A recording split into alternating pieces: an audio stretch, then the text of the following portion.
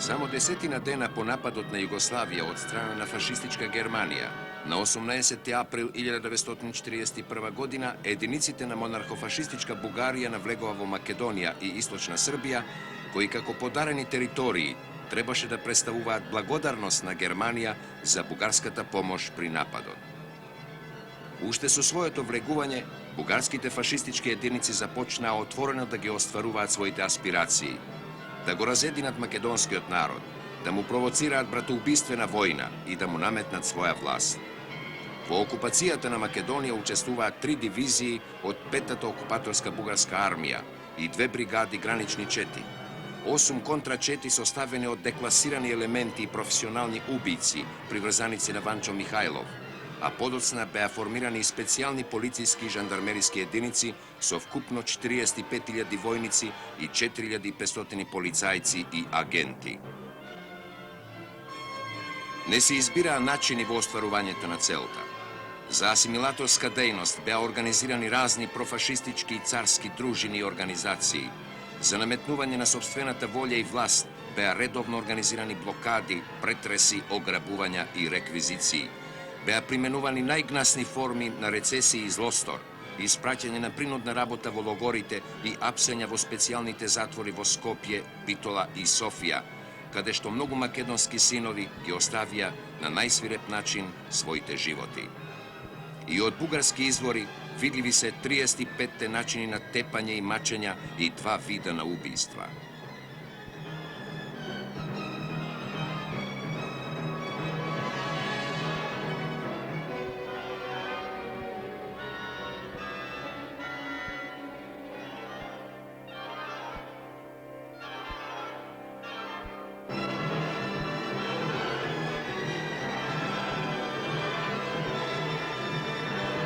Онаму каде што не можеше да се скрши непоколебливата сплотеност меѓу народот и партизанските единици, страдаа најневините. Ширум целата република, на крвавите злосторства подсетуваат паметниците во Јаболчиште, Рудник, Богомила. Во свеста на сите очевидци, болно одекнува вистината за злосторниот терор во Ваташа.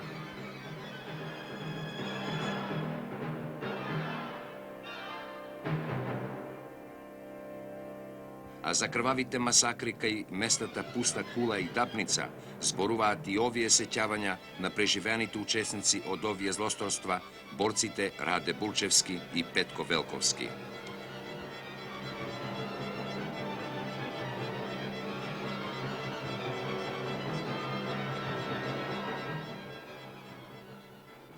Во месец август и септембар 1942 година во селото Рудник, во реонот на село Рудник, постоеше една партизанска чета. Бугарите посумнија по тоа дека постои бугарска чета.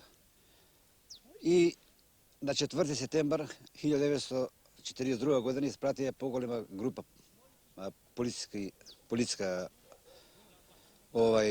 полиција и таа дое во селото и врше притисок за да може да ги открие партизаните. Меѓувремено тоа не успеа, а за тоа време беше известена четта. Во истиот ден, бугарската полиција се повлече и отиде во замина спрема Отовица. Околу мракот на вечер, партизаните го нападнаа селото, го обколија и го притиска оброшот кој се наоѓа во школото. Меѓувремено, пошто беше полицијата замината, само го фатија шпиунот кој беше Мите Падарот, не го губија, во селото се снабдија со храна и замина во непознат правец. Во тоа време ние врска не поставиме со нив. И вечерта се договоривме со војниот комитет и младинската организација, во тоа време како се викаше младинска група, и решивме една група да замине во партизани.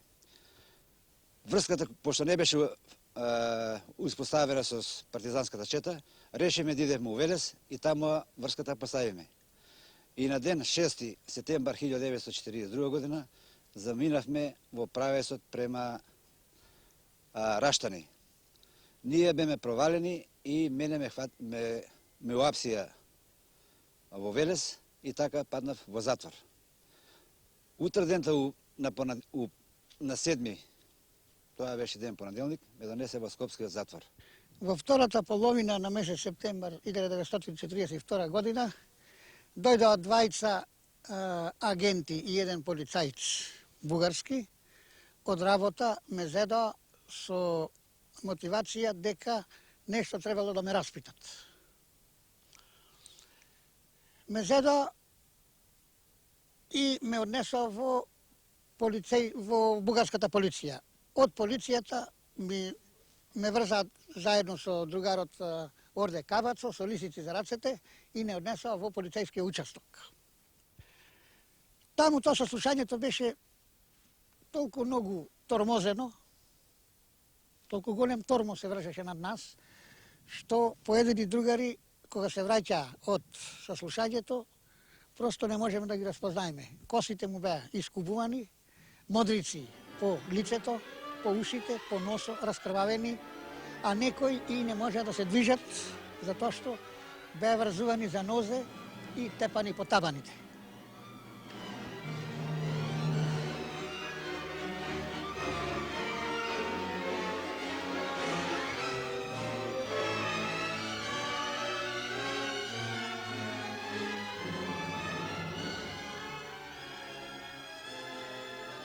Бугарските фашисти не одбираа средства какво мачилиште да употреба против нас, какви методи за мачење да употреба против нас. Реко ви преđe, коси ни кубеа. Со песници удира безмилосно, не гледајќи каде го удира, по очи, по нос, по стомак, со клоци, газење и така натака. Значи, се она што беше најгрубо однесување, што можеше да биде најгрубо однесување, се однесуваа према нас. Тоа мачење траеше околу 3 дена. Во Скопје затоа беме затворени и тука лежеме приближно една недела. На 14 септембар 1942 година во келијата кај што бев сам, дојде еден полицаец и еден агент кој држаа список во раци. Тие читаа поиминечно и јас го прочитаа и моето име. Јас се озвав дека сум тоа јас. Онака на цинички ме погледнаа и ми рекоа земи си го челимчето и излева надвор. Јас по басамај се спаднав доле и у кругот на полициската зграда најдов мои соселани родничани кои беа наредени поред зидот, а пред ним стоеше еден камион отворен со клупи во камионот. Наеднаш излегува 10 полицајци и агенти, спадна во кругот и нареди да се качиме во камионот. Во камионот беме 7 души. Седнаме во 3 редици, а по полицијата седеше една напред, една редица и позади една редица и од страница по еден. Камионот искочи од полициската зграда и се упати низ криволасите улици на град Скопје и потоа се упати по широкиот пат кој тој го препозна дека оде кон Велес. Камионот идеше према Велес и мислиме дека ние ќе носимо Идризово. Меѓутоа, кога стигнаме Идризово до капијата изминавме и стигнавме овде недека до имањето на Идризово, баш овде на ова место, тука камионот застана и полицајците спадна и ни ги врзаа раците позади на сите поединечно. Ние во тоа време више очекуваме дека ќе не очека најлошото, разбираш, и сека најлошо изгубивме во тоа време. И камионот тргна во правецот Катланово према Велес.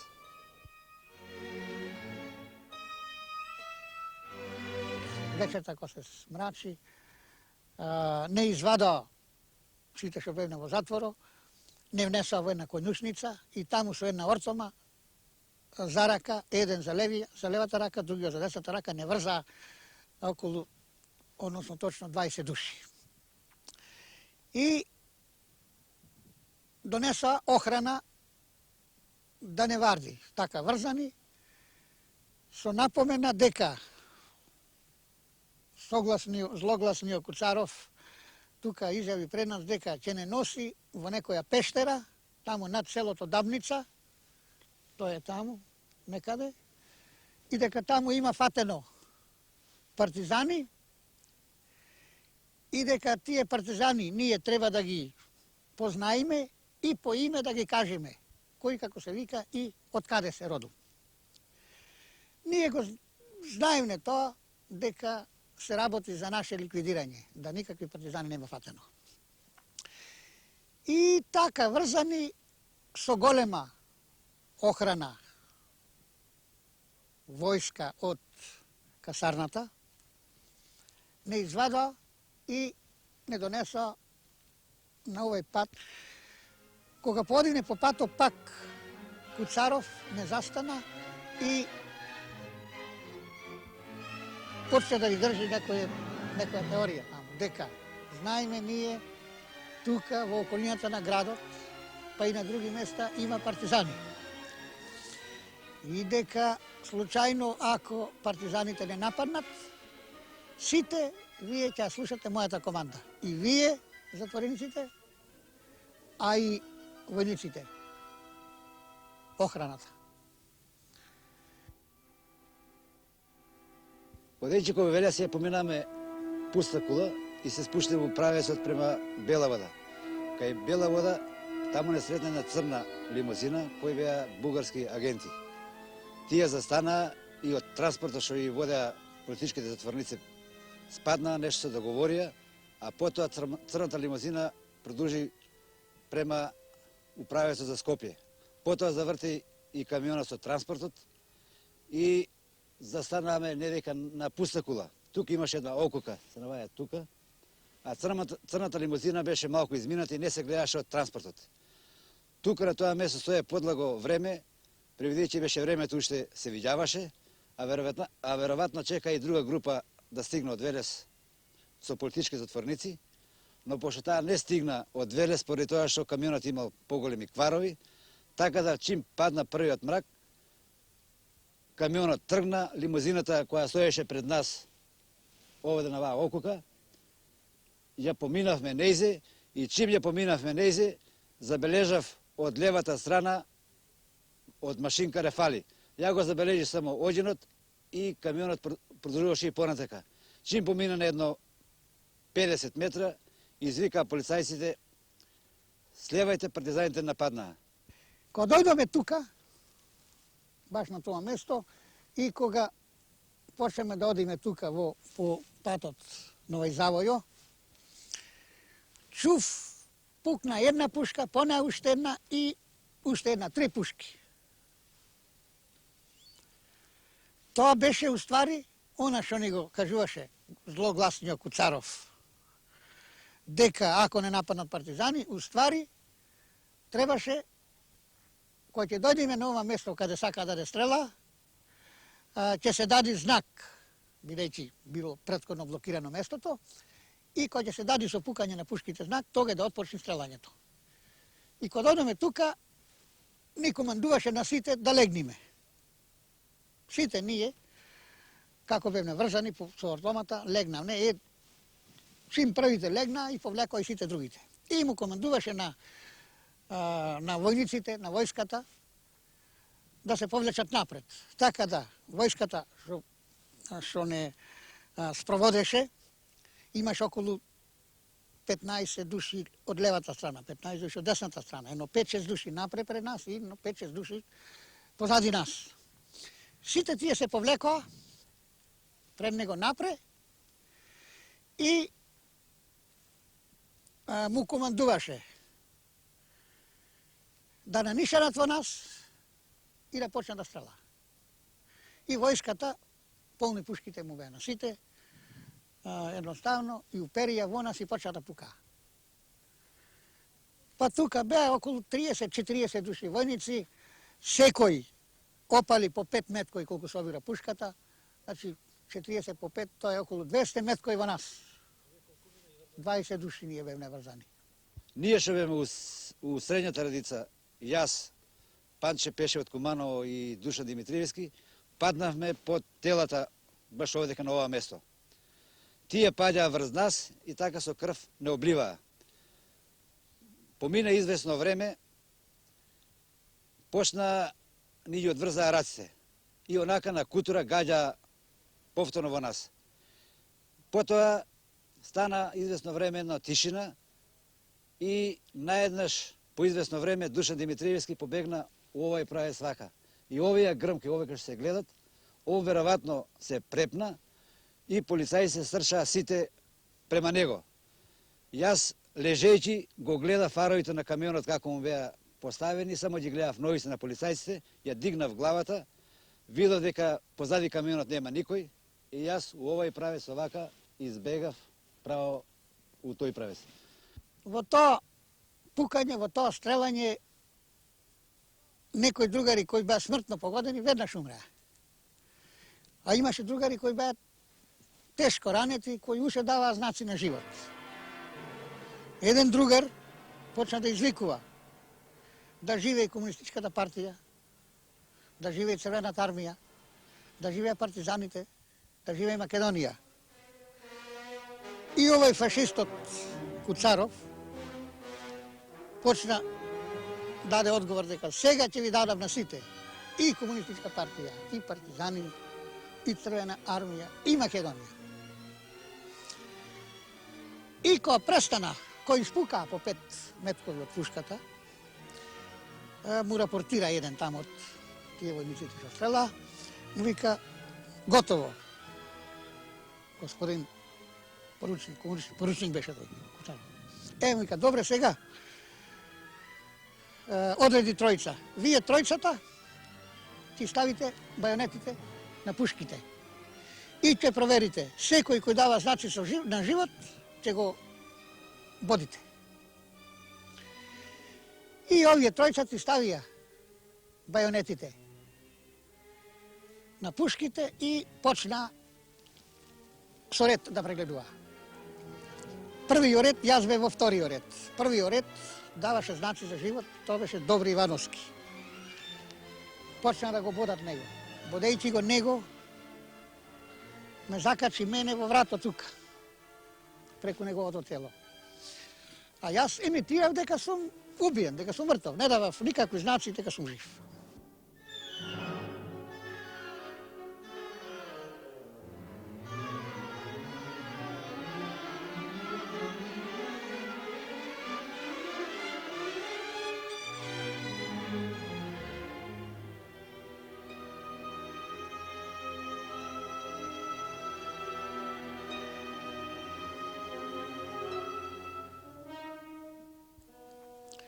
Го изводи него, дојде на другарот што беше врзнат со мене, Орде Кабацо. Водејќи го него, преку неговото тело, мене ме закачи пак во врато тука, колку еден сантиметар ми биле бреонето. Јас воопште не давам знаци за живот. И продолжува со ред да ги боди сите.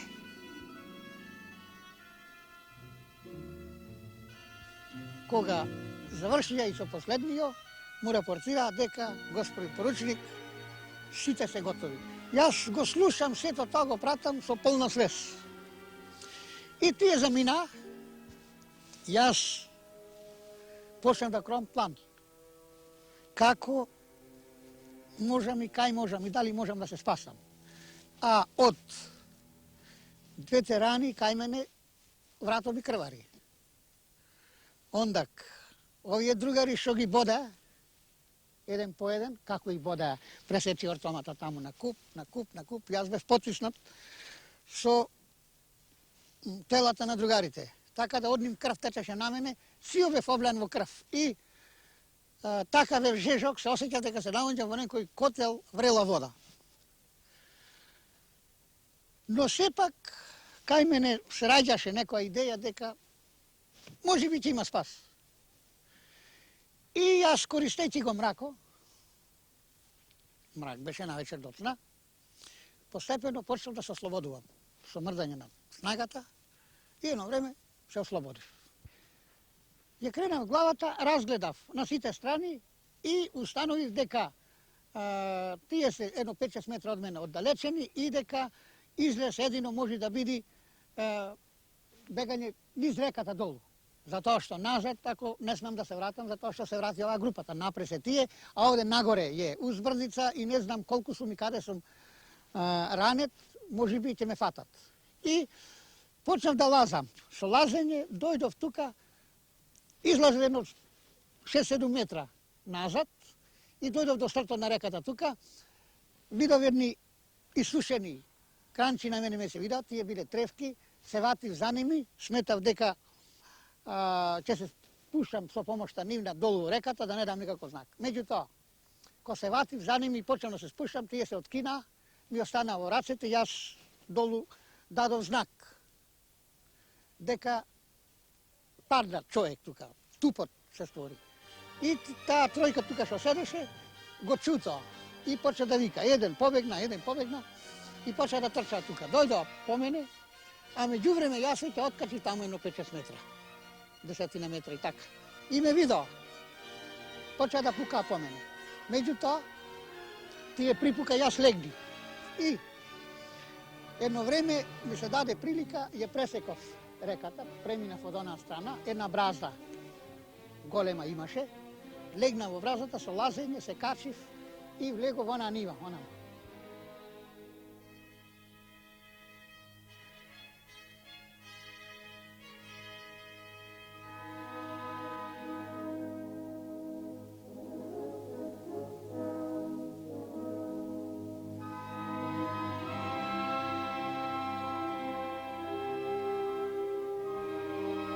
Чекајќи го селото повторно врска да фатам, бугарската полиција повторно бев издаден и повторно бугарската полиција ме апси. После апсењето на бугарската полиција бев осуден на 10 години затвор како малолетен. По 2 години издржување на затворот, Треća командска бригада на ослободи од затворот и се упатен преку Вардар, горе на планината Читка, потоа продолжиме Лисици, горно ја спаднавме доле во Дреново и таму беше формирана Велешката бригада, 8 бригада, која се приклучив јас во неа и така учествував до ослободувањето на целата земја.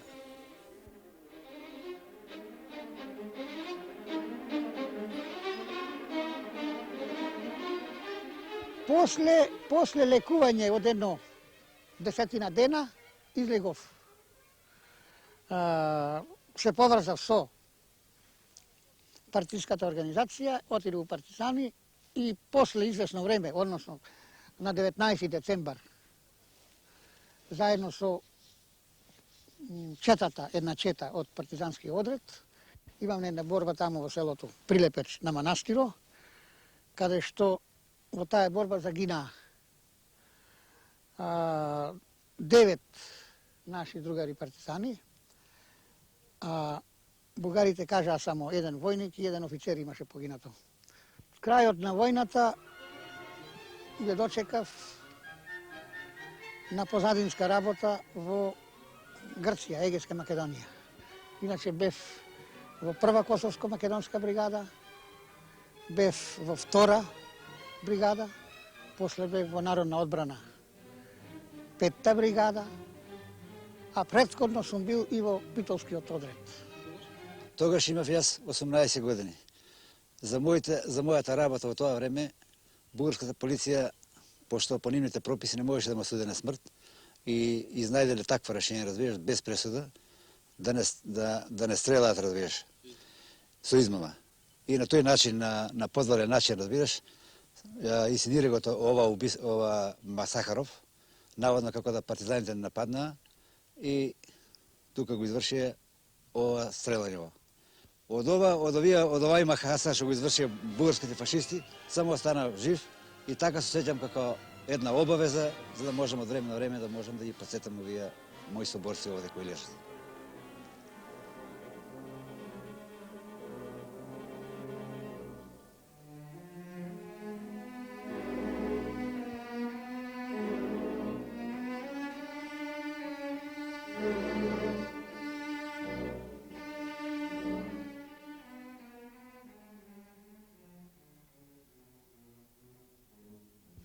Овој споменик треба да биде символ на борбата. Дека македонците се борат за Македонија.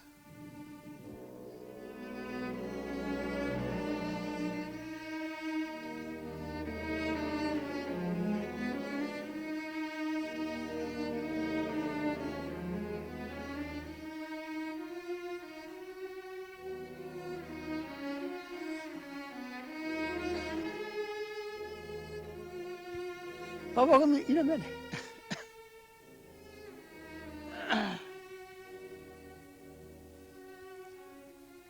Ако јас не успеав да се спасам. Во несреќата среќа сум имал и моето име ќе беше тука пишано.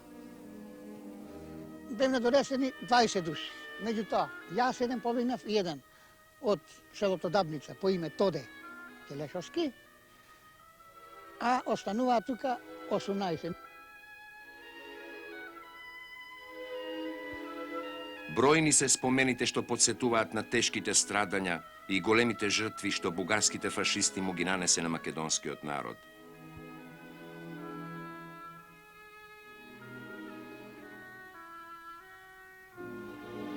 Според непотполните податоци со кои располага архивата на Комисијата за утврдување на воените злосторства, со својата војска, полиција, жандармерија и контрачетите, запалија 3510 куќи и други згради, ограбеа 38.413 грла крупен и ситен добиток и 282 работилници и фабрики, потоа 12.821 делови на мебел и 21.604 чифта облека, затворија, интернираа, принудно преселија и одведоа на принудна работа 32.250 граѓани. Освен 24.000 паднати партизани во борбените судири против заедничките непријатели, само бугарските окупатори на разни начини тешко физички повредија 4.737, а убија 2.664 граѓани, меѓу нив и 15 денес народни херои на Македонија. А во овие страдања сите беа херои. И во решеноста да тргнат и да истраат во нерамната борба, и во голораките јуриши против дозаби и модерно вооружените окупаторски единици, и молкот како единствен чин на признание и во признавањето дека, иако нив ќе ги нема, победата сепак ќе дојде. Затоа, и кога загинуваа, остануваа непобедени. Ме подсетува на времето на доживувањето, на разговорот со другарите што го прави некој носа тука. Начинот на стрелањето. Страф уопште не постоеше за ништо и од ништо. Знаевме дека се бориме за едно свето дело.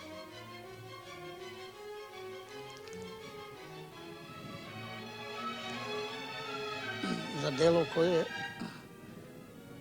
нашите претходни генерации не успеале да го стварат.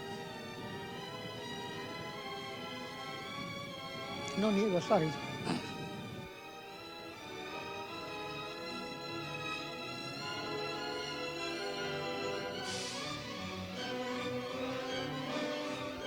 Размислував дека нам ќе не нема,